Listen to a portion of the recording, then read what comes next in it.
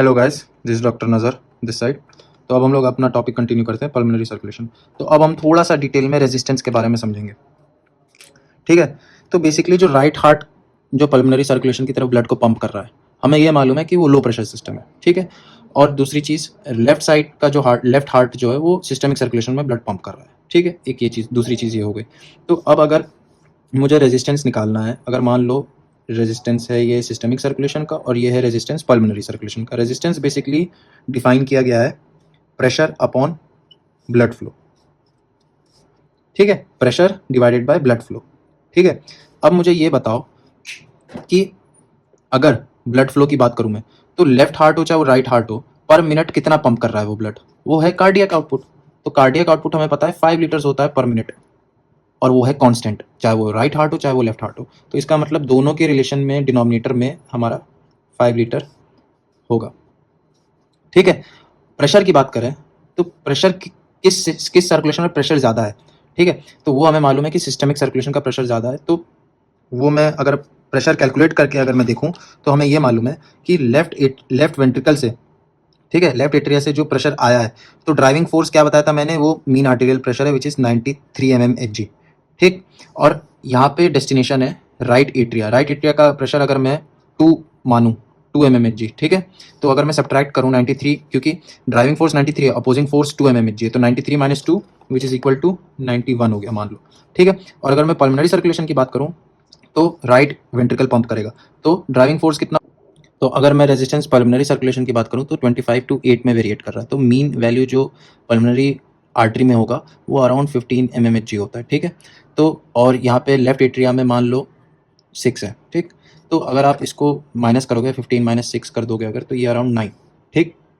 क्योंकि driving force जो pulmonary circulation का है वो पल्मोनरी आर्टरी में जितना प्रेशर है वो है 15, जो कि मीन है इसका। ठीक।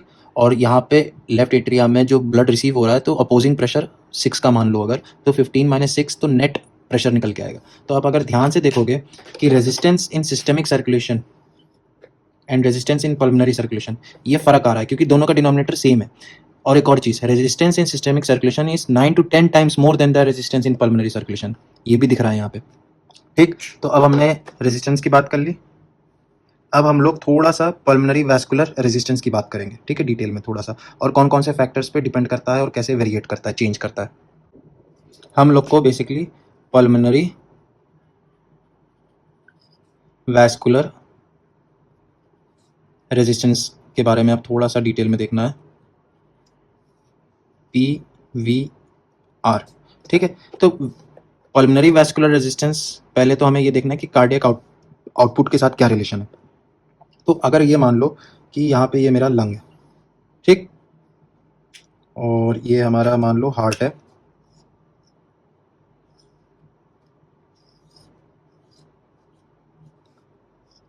ठीक। तो बेसिकली हमें पता है ये राइट हार्ट हो गया। ठीक। तो राइट हार्ट से ये जो पल्मोनरी आर्टरी निकल के आएगी लंग्स की तरफ, तो ये आगे जाके डिवाइड हो जाएगी कैपिलरी बेड में। ठीक है, ये हमें मालूम है। अब हमें ये देखना है कि कैसे कार्डियक आउटपुट बढ़ने या घटने से पल्मोनरी वैस्कुलर रेजिस्टेंस पे कैसे फर्क आता है।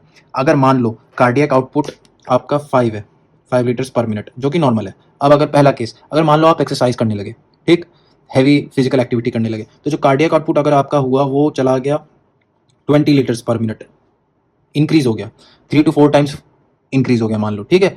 तो अगर कार्डियक आउटपुट इंक्रीज होता है तो लॉजिकली हमें ये देखना है कि पल्मोनरी वैस्कुलर रेजिस्टेंस का क्या होगा, बढ़ना चाहिए या घटना चाहिए। अब मुझे ये बताओ, अगर कार्डियक आउटपुट 20 लीटर्स पर मिनट हो रहा है तो राइट हार्ट को 1 मिनट में 20 लीटर्स को पंप करना पड़ेगा, पहली चीज। ठीक। तो जब 20 लीटर्स एक ही मिनट में पंप करना है और रास्ते उतने ही है, ठीक, तो हार्ट क्या करता है, लंग्स क्या करते हैं, लंग्स का जो पल्मोनरी कैपिलरीज होती हैं वो ये करती हैं कि पहली चीज,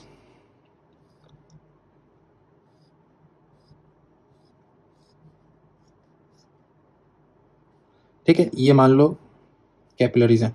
ठीक। तो लंग्स क्या करता है ना, पहली चीज़ की बहुत सारे ऐसे कैपिलरीज होती हैं जो बंद होती हैं, जो नॉर्मली फंक्शन नहीं करती, लेकिन जब ब्लड का ज़्यादा आने लगता है लंग्स की तरफ, वो एक्टिवेट हो जाती हैं।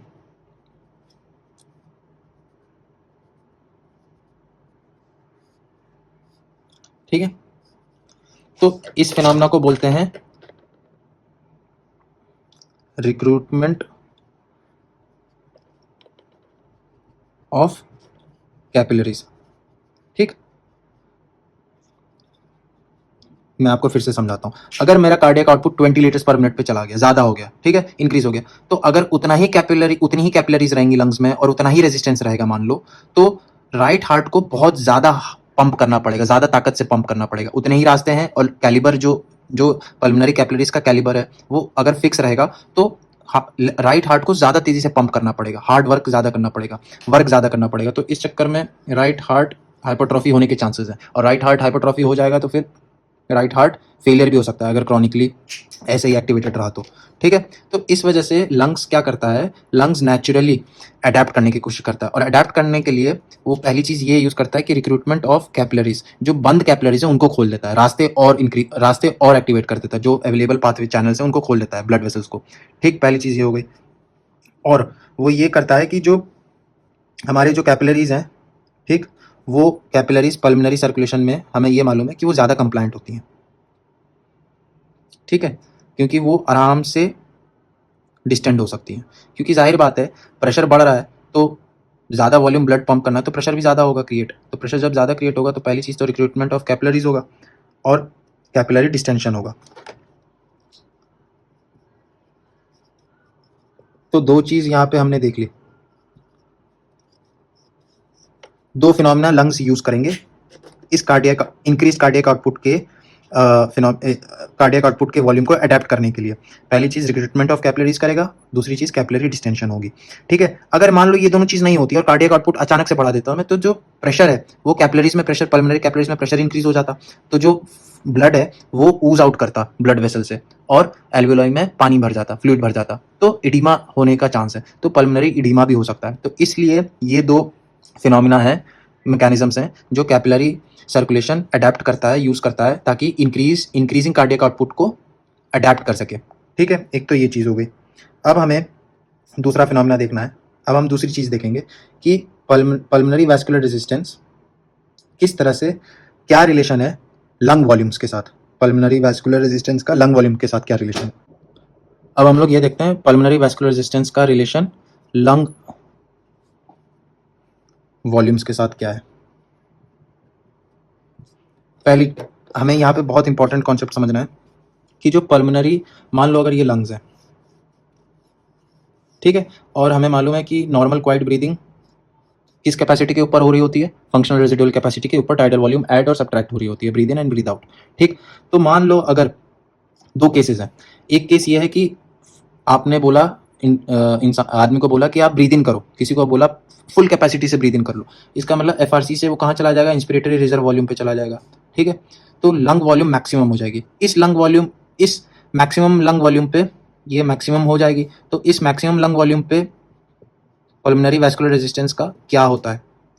और अगर इसी आदमी को आपने बोला कि मैक्सिमम हवा ब्लो आउट कर दो, तो ये क्या ब्लो आउट करेगा, expiratory reserve volume blow out कर देगा, तो लंग की वॉल्यूम क्या हो जाएगी, मिनिमम हो जाएगी। तो अगेन मिनिमम लंग वॉल्यूम पे पल्मोनरी वैस्कुलर रेजिस्टेंस का क्या हो रहा होता है, ये कॉन्सेप्ट समझना बहुत इंपॉर्टेंट है।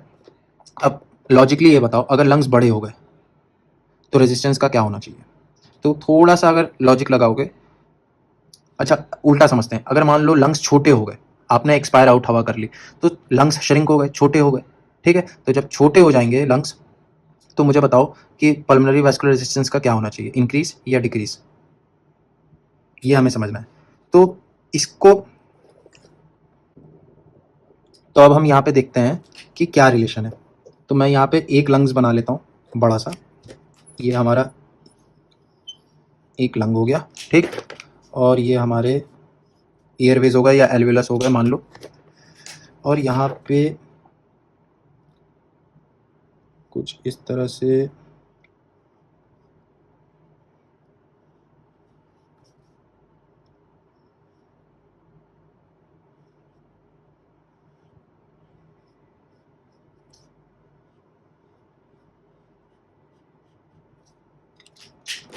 ये हमारे मान लो एल्वेलाई है और कैपिलरीज हैं, पल्मोनरी कैपिलरीज। तो दो तरह की कैपिलरीज यहाँ पे हैं प्रेजेंट, एक तो हो गए ये वाले जो एल्वियोलाई के पास जो कैपिलरीज जा रही हैं उनको बोलते हैं एल्वियोलर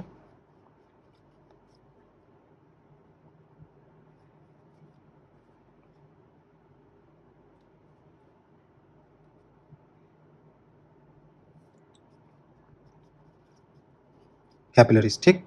और जो कैपिलरीज के बाहर हैं, ठीक, उनको बोलते हैं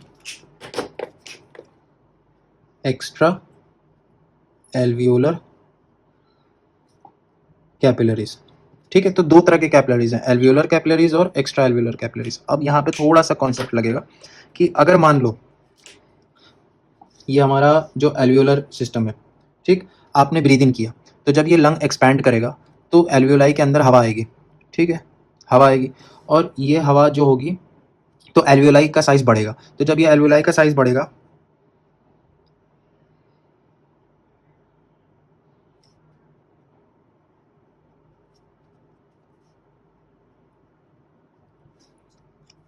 एल्वियोलाई का साइज जब बढ़ेगा तो ऑटोमेटिकली जो एल्वियोलर कैपिलरीज हैं वो कंस्ट्रिक्ट हो जाएंगी, ठीक है। तो जो ब्लड आ रहा था उसके लिए रेजिस्टेंस इंक्रीज हो जाएगी। पहली चीज हमने ये समझा कि लंग्स का जब साइज बड़ा हो जाएगा, लंग वॉल्यूम इंक्रीज करेगा मान लो, तो ये जो एल्वियोलाई हैं ये भी बड़े हो जाएंगे। तो जब ये बड़े हो जाएंगे तो जो एल्वियोलर कैपिलरीज है ये कंस्ट्रिक्ट हो जाएंगी, मतलब ये दब जाएंगी मैकेनिकली, तो कोलैप्स कर जाएंगी या नैरो हो जाएंगी। तो जो ब्लड आ रहा था उसके लिए रेजिस्टेंस इंक्रीज हो जाएगा। पहली चीज हमने ये समझ ली कि जब, अब मैं यहाँ पे लिख देता हूँ कि जब मैक्सिमम लंग साइज होती है तो पल्मोनरी वैस्कुलर रेजिस्टेंस इंक्रीज हो जाता है। ये चीज़ समझ में आ गई मुझे, क्योंकि यही एल्वियोलाई साइज में बड़े हो गए तो जो एल्वियोलर कैपिलरीज थी वो दब गई, ठीक, कंप्रेस हो गई। और लेकिन जो एक्स्ट्रा एल्वियोलर कैपिलरीज हैं उनका थोड़ा सा फंडा अलग है। मान लो अगर ये यहाँ पे एक्स्ट्रा एल्वियोलर कैपिलरी है तो वो ना इसकी जो इसका जो पेटेंसी है या जो कैलिबर है वो डिपेंड करता है कनेक्टिव टिश्यू लंग्स के ऊपर, कि लंग्स का जो पैरेन्काइमा होगा वो इनको पेटेंट रखेगा, ठीक है। तो जब ये लंग्स श्रिंक करने जाएंगे या अब एक्सपिरेटरी रिजर्व वॉल्यूम बाहर निकालेंगे तो क्या होगा कि लंग्स की साइज छोटी होने लगेगी, तो जो पैरेन्काइमा होगा वो रिकॉइल करेगा और जब रिकॉइल करेगा तो एक्स्ट्रा एल्वियोलर कैपिलरीज कंप्रेस हो जाएंगी, ठीक है। तो रिकॉइलिंग में एक्स्ट्रा एल्वियोलर कैपिलरीज कोलैप्स करेंगी। तो यहाँ पे क्या होगा कि जब एक्सपिरेटरी रिजर्व वॉल्यूम बाहर आ जाएगा तो मिनिमम लंग वॉल्यूम होगा और पल्मोनरी वैस्कुलर रेजिस्टेंस जो होगा वो अल्टीमेटली फिर से इंक्रीज हो जाएगा, क्योंकि मेरी जो एक्स्ट्रा एल्वियोलर कैपिलरीज थी वो फिर से कंप्रेस हो गई। तो बात यह है कि ये एक मेन सर्किट है, तो चाहे एक्स्ट्रा एल्वियोलर कैपिलरीज कंप्रेस हो जाए या चाहे एल्वियोलर कैपिलरीज कंप्रेस हो जाए, दोनों केसेस में पल्मोनरी वैस्कुलर रेजिस्टेंस इंक्रीज हो रहा है, ठीक। तो इसका ये मतलब हुआ कि लंग्स की मैक्सिमम वॉल्यूम हो चाहे मिनिमम वॉल्यूम हो, दोनों वॉल्यूम्स पे पल्मोनरी वैस्कुलर रेजिस्टेंस इंक्रीज होता है। ये इंपॉर्टेंट है समझना, ठीक। अब हम लोग ये देखते हैं कि एक ग्राफ से इसको समझते हैं कि मान लो अगर मैं एक ग्राफ बनाऊं, ठीक, और इस ग्राफ में वाई एक्सिस पे पल्मोनरी वैस्कुलर रेजिस्टेंस लगाऊं और यहाँ पे लंग वॉल्यूम लगा दूं एक्स एक्सिस पे, ठीक। तो हमें मालूम है कि नॉर्मली जो लंग्स होते हैं, मान लो यहाँ पे कहीं फंक्शनल रेजिडुअल कैपेसिटी है और फंक्शनल रेजिडुअल कैपेसिटी पे कुछ पल्मोनरी वैस्कुलर रेजिस्टेंस अवेलेबल है, ठीक। अब लंग्स की मैं साइज बढ़ा रहा हूँ, तो जब साइज बढ़ाऊंगा लंग्स की तो ये ग्राफ ऐसे ऊपर जाएगा, ठीक है। लंग का साइज बढ़ा रहा हूँ तो पल्मोनरी वैस्कुलर रेजिस्टेंस भी इंक्रीज हो रहा है, ठीक। अब अगर मैं एफआरसी से साइज कम कर दूं, एफआरसी से एक्सपिरेटरी रिजर्व वॉल्यूम निकाल दूं तो लंग की साइज मिनिमम हो जाएगी, तो उस केस में भी पल्मोनरी वैस्कुलर रेजिस्टेंस इंक्रीज हो रहा है। तो चाहे मैं इधर जाऊं चाहे मैं इधर जाऊं, चाहे लंग की साइज बढ़ाऊं या घटाऊं, दोनों केसेस में पल्मोनरी वैस्कुलर रेजिस्टेंस इंक्रीज हो रहा है, ठीक है। अब हम लोग ये देखते हैं कि कैसे पल्मोनरी वैस्कुलर रेजिस्टेंस का क्या रिलेशन है partial pressure of oxygen in alveoli के साथ, मतलब जो एल्वियोलाई के अंदर जो ऑक्सीजन प्रेजेंट है उसका जो पार्शियल प्रेशर है उसका क्या इन्फ्लुएंस है पल्मोनरी वैस्कुलर रेजिस्टेंस का। अब हम लोग को ये समझना है कि पल्मोनरी वैस्कुलर रेजिस्टेंस का पार्शियल प्रेशर ऑफ ऑक्सीजन के साथ क्या रिलेशन है, partial pressure of oxygen in the alveoli, इनके साथ क्या रिलेशन है, ठीक है। तो मैं यहाँ पे दो तरह के एल्वियोलाई बना चुका हूँ यहाँ पे, और मान लो एक एल्वियोलाई पे यहाँ पे ब्लॉकेज है, ठीक, तो मान लो ये पहला एल्वियोलाई है और ये दूसरा एल्वियोलाई है। ठीक, तो मुझे मालूम है कि अगर ब्लॉकेज है तो यहाँ पे अल्टीमेटली जो ऑक्सीजन का कंसंट्रेशन होगा वो कम हो जाएगा। ठीक है, तो अब हमें ये समझना है कि partial pressure of oxygen alveoli के अंदर चेंज होने पर पल्मोनरी वास्कुलर रेजिस्टेंस के साथ क्या हो रहा होता है। पल्मोनरी वास्कुलर रेजिस्टेंस का मतलब जो पल्मोनरी कैपिलरीज है उनके रेजिस्टेंस के साथ क्या हो रहा है ये देखना है। तो पहली चीज तो ये देखो कि हमें ये कायदे से लंग्स को क्या करना चाहिए कि अगर एक पार्ट एल्वियोलाई का कम ऑक्सीजन रिसीव कर रहा है तो लंग्स क्या करता है कि वो जो ब्लड यहाँ से गुजर रहा था उसको यहाँ से ना गुजार के दूसरी जगह से डाइवर्ट करता है। तो बेसिकली जहाँ पे वेंटिलेशन अच्छा है वहाँ पे लंग्स का परफ्यूजन ज़्यादा अच्छा होना चाहिए। लंग्स ये कोशिश करता है करने की। ठीक है, अगर मान लो ये जो सेकंड एल्वियोलाई है यहाँ पे वेंटिलेशन पुअर है, कम है वेंटिलेशन, तो यहाँ से ब्लड को फ्लो कराने का मतलब क्या हुआ, क्योंकि यहाँ पे गैस एक्सचेंज तो प्रॉपरली हो नहीं पाएगा। तो इसलिए क्या करता है लंग्स की जहाँ पे वेंटिलेशन कम हो रहा है तो वहाँ से परफ्यूजन भी कम कर देता है, ब्लड फ्लो भी कम कर देता है। तो वो कौन सा मैकेनिज्म है, कैसे मैकेनिज्म है वो देखना है मुझे। तो यहाँ पे तो ये जो कैपिलरीज होती हैं इनके पास होते हैं स्मूथ मसल्स। ठीक है, तो ये स्मूथ मसल्स कॉन्ट्रैक्ट करती हैं तो ये कैपिलरीज के कैलिबर को कंट्रोल करती हैं, ल्यूमन के साइज को कंट्रोल करती हैं। ठीक है, तो यहाँ पे सेकेंड एल्वियोलाई में जो पार्शियल प्रेशर ऑक्सीजन का है वो कम हो गया। ठीक, अब मैं ये जो स्मूथ मसल है एक स्मूथ मसल को यहाँ पे बना के दिखाता हूँ। ये एक स्मूथ मसल है मान लो। ठीक है, तो ये जो स्मूथ मसल होती है इनके पास ना चैनल्स होते हैं जो कि कैल्शियम को अंदर लेती हैं। और हमें मालूम है कि जो स्मूथ मसल होती है, स्मूथ मसल कॉन्ट्रैक्शन जो होती है वो किस पे डिपेंडेंट है, कैल्शियम इन्फ्लक्स पर। ठीक, लेकिन बेसिक फंडा यहाँ पर है, कुछ स्पेशल चैनल्स होते हैं ठीक, जो कि ऑक्सीजन सेंसिटिव पोटेशियम चैनल्स होते हैं। ठीक है, ये इंपॉर्टेंट है समझना। ये जो पोटेशियम चैनल्स हैं ये ऑक्सीजन सेंसिटिव है। ठीक, और हमें ये मालूम है कि सेल के अंदर पोटेशियम ज़्यादा होता है और बाहर सोडियम ज़्यादा होता है। तो बेसिकली हर सेल के पास एक मेम्ब्रेन पोटेंशियल होगा, रेस्टिंग मेम्ब्रेन पोटेंशियल होगा। तो मान लो ये रेस्टिंग मेम्ब्रेन पोटेंशियल इस सेल का -40 है मान लो। ठीक है, तो क्या होता है कि जब ऑक्सीजन ज़्यादा होता है तो ये इस चैनल को स्टिमुलेट करता है, ओपन करके रखता है। तो क्या होता है, पोटेशियम बाहर चला जाता है। अब बाहर सोडियम ज़्यादा है, अंदर पोटेशियम ज़्यादा है, तो और पोटेशियम लॉस करने पर जो -40 रेस्टिंग मेम्ब्रेन पोटेंशियल था वो और कम हो जाता है और नेगेटिव हो जाता है। ठीक, और नेगेटिव हो जाता है तो थ्रेशोल्ड से और नीचे आ जाता है। तो इसका मतलब हो गया ये सेल को एक्साइट करना मुश्किल हो जाएगा। तो अगर मान लो ऑक्सीजन कम हो गया तो ऑक्सीजन सेंसिटिव पोटेशियम चैनल्स बंद हो जाएंगे। ठीक, ये चैनल्स बंद हो जाएंगे। अगर ऑक्सीजन कम है एल्वियोलाई में तो ये जो चैनल्स होंगे ये सेंस करेंगे कि ऑक्सीजन कम है, तो ऑक्सीजन सेंसिटिव पोटेशियम चैनल्स बंद हो जाएंगे। तो ऑटोमेटिकली पोटेशियम इंक्रीज हो जाएगा सेल में और पॉजिटिव कैटायन है तो जो -40 से -60 था वो वापस ऊपर जाने लगेगा रेस्टिंग मेम्ब्रेन पोटेंशियल और थ्रेशोल्ड पर पहुंच जाएगा और एक्साइट हो जाएगा। और जब ये एक्साइट होगा तो क्या अंदर आएगा, कैल्शियम अंदर आएगा। कैल्शियम अंदर आएगा जो कि वोल्टेज सेंसिटिव चैनल है,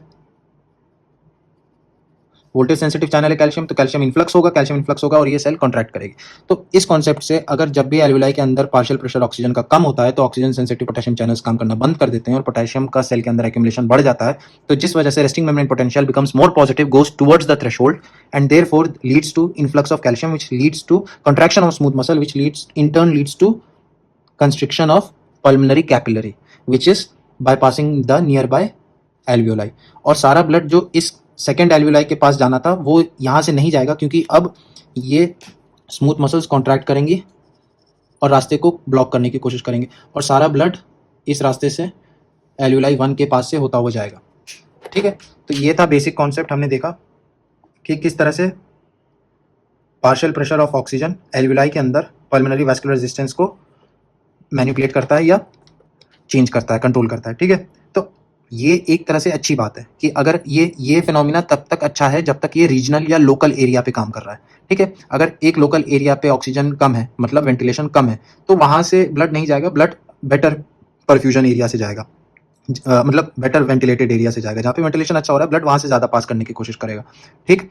लेकिन अगर मान लो आप हाई एल्टीट्यूड पे चले गए, माउंटेन पे चले गए, तो प्रॉब्लम ये है कि ओवरऑल लंग्स के अंदर जितने भी एल्विलाई होंगे सबके अंदर ऑक्सीजन का प्रेशर कम हो जाएगा।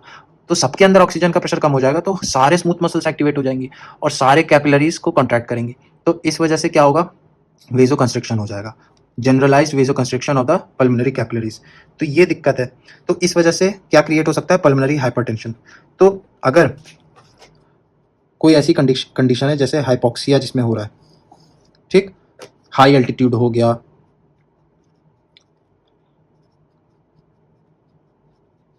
ठीक, सीओपीडी हो गया, ठीक है, इन सब केसेस में क्या है कि ऑक्सीजन कम है। ऑक्सीजन कम हो गया अगर, तो अल्टीमेटली क्या होगा, ये सारे वेसल्स कॉन्ट्रैक्ट करेंगे, पल्मोनरी का सर्कुलेशन में जो पल्मोनरी बेड के अंदर जो सर्कुलेशन होगा वहाँ प्रेशर इंक्रीज हो जाएगा क्योंकि ल्यूमेन नैरो हो जाएगी, सारे रास्ते पतले हो जाएंगे। तो राइट हार्ट को ज़्यादा हार्ट पंप करना पड़ेगा, तो पल्मोनरी हाइपरटेंशन क्रिएट हो सकता है अगर लॉन्ग टर्म तक ये चीज़ एक्टिवेट रहे तो, ठीक है। तो ऐसे केस में पल्मोनरी हाइपरटेंशन क्रिएट हुआ और जो राइट हार्ट होगा उसको ज़्यादा काम करना पड़ेगा, और जब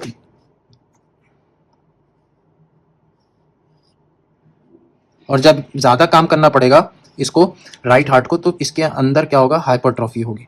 राइट हार्ट की हाइपरट्रॉफी जब होने लगेगी तो कभी कभी ओवर टाइम क्रॉनिकली अगर ये प्रेजेंट होगा, फिनोमिना होता रहेगा, जनरलाइज्ड लंग में पल्मोनरी कंस्ट्रिक्शन हो रहा है, पल्मोनरी वैस्कुलर रेजिस्टेंस इंक्रीज हो जाएगी अगर हाइपोक्सिया जनरलाइज्ड होगा ओवरऑल लंग में। तो राइट हार्ट को ज़्यादा पंप करना पड़ेगा और क्रॉनिकली अवेलेबल होगा, अगर ये चीज़ होती रहेगी तो राइट हार्ट फेलियर भी हो सकता है। तो जिस वजह से इस कंडीशन को एक और चीज़ बोलते हैं, अगर पल्मोनरी कॉज की वजह से हार्ट में खराबी आए तो इसको बोलते हैं कॉर पल्मोनिल, ठीक, ड्यू टू पल्मोनरी पैथोलॉजी, ठीक, हार्ट फेल्स। तो ऐसे याद रखो कि heart failing due to pulmonary pathology is known as cor pulmonale, ठीक है। आई होप आप लोग को पल्मोनरी वैस्कुलर रेजिस्टेंस भी समझ में आ गया। पल्मोनरी सर्कुलेशन में हमने बेसिकली सब कुछ देख लिया है, प्रेशर्स की बात कर ली, पल्मोनरी वैस्कुलर रेजिस्टेंस की बात कर ली, और अलग अलग फैक्टर्स कैसे डिपेंड करता है उस पर फैक्टर्स को देख लिया हमने, ठीक है, और फंक्शंस भी देख लिया। Thanks for watching and stay tuned.